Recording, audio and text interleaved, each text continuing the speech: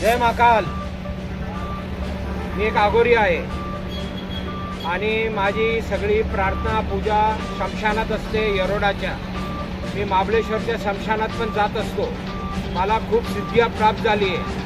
2009 पासनं 9-10 पासनं माझं शरद पवार बरोबर संपर्क आहे लीगल मॅटरवर.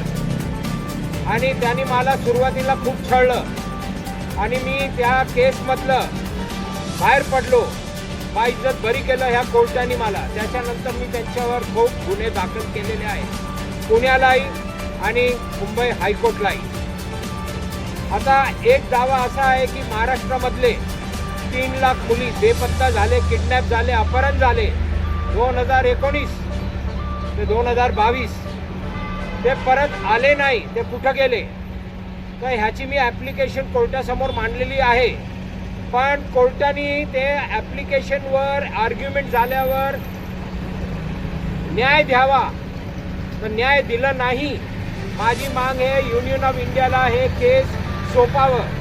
NIA, CBI, ED ह्या सगळ्यांनी यावं आणि ह्याची तहकीकात करणं, चौकशी करणं. पण हे होत नाही. तर मी साहेबांच्या, प्रिन्सिपल जजच्या, रजिस्ट्रारच्या कॅबिनमध्ये सत्याग्रह केला 1 दिवसाचा. तर संध्याकाळी त्यांनी मला सांगितलं हात जोडून, बाबा तू इकडे नाही, आता बाहेर बस. किंवा मला लिहून द्या, मी बाहेर बसतो. तर माझ्याकडे कोर्टाचं डॉक्युमेंट आहे. मला इकडं कोर्टाने बसवलेलं आहे. मी स्वतः बसलेलो नाही.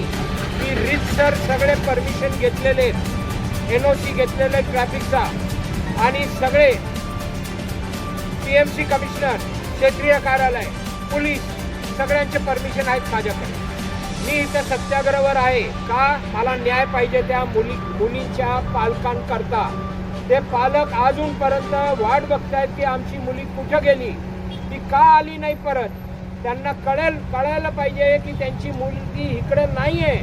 त्यांच्या मुलीला ह्या 3 बदमाशांनी, सोनिया गांधी, शरद पवार, उद्धव ठाकरे यांनी त्या मुलींना जेफ्री एप्स्टाईनच्या टापूवर पाठवलं. त्यांचं मांस खाल्लं गेलं तिकडं. त्यांचं रक्त त्याच्यातलं एड्रिनोक्रोम बनवलं. त्या आधार पुनावालांनी त्यांच्या रक्ताच्या प्लाझ्मामधनं कोविशिल्ड वॅक्सिन बनवली, ज्यामुळे सगळे खूप जण मेलेत. हा खूप मोठा एक केस आहे. त्याच्याबद्दल मी इकडं सत्याग्रहावर बसलोय. मी आगोरी आहे. मला कोणाची भीती नाही.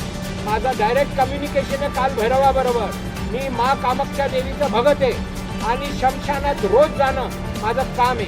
तर माझं इथं एकच मांडणं आहे, मला न्याय पाहिजे त्या मुलींना. तुम्ही एवढ्या मोठ्या लोकांवर एवढा मोठा आरोप करताय, याच्या पाठीमागं तुमच्याकडे काही प्रूफ आहेत का? सगळे प्रूफ आहेत आणि मी कोर्टात पण मांडलेले आहे सगळं. माझी आर्ग्युमेंट झालेली आहे आणि ते मला जबरदस्ती करतात, पैसे घे मोकळा हो. पैसे घेऊन काय करणार? त्या मुलींचं काय होणार बिचारींचं? तर मुलींचं काय? मला न्याय पाहिजे, न्याय द्या. तुम्ही आता पैसे घे आणि मोकळा हो असा आरोप करताय. या आरोपाला सत्यतेमध्ये काय पुरावा आहे आपल्याजवळ? माझ्याकडे सगळे पुरावे आहेत. यायला पाहिजे, माझ्याकडे यायचं, इन्व्हेस्टिगेशन चालू होईल.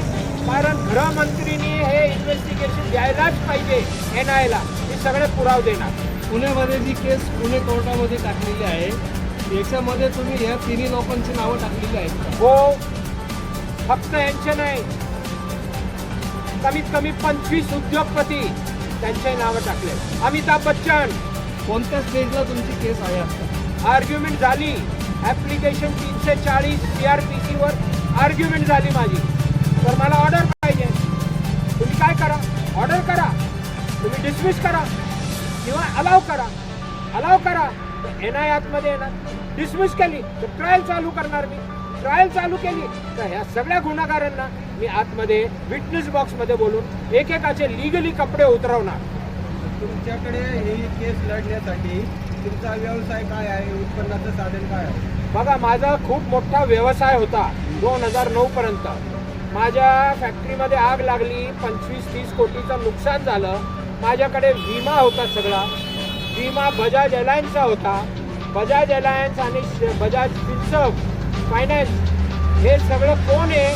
हे बेनामी आहे. शरद पवारची कंपनी. त्यांनी माझा विमा फेटाळला, मला जेलमध्ये टाकलं, माझ्यावर क्रिमिनल कंप्लेंट करायला लावली, सगळं केलं. पण मी त्याच्यातनं बाहेर पडलो. माझा वकील नाही, मी पार्टी इन पर्सन सगळे केस लढतो. मला लिगल नॉलेज सगळं येतंय. कोणी माझ्या समोर आलं मी पुरावे देणार. माझ्याकडे सगळ्यांचे उद्योगपती जेवढे बिलियनेर आहेत इंडियाचे त्यांचे पण माझ्याकडे पुरावे. किती हनी ट्रॅप टाकले माझ्यावर, 15 हनी ट्रॅप शरद पवारनी माझ्यावर टाकले. मोठ्या मोठ्या नटी फसवायला बघितलं मला. अजून काय होणार पुढं ते आता मला सांगता येत.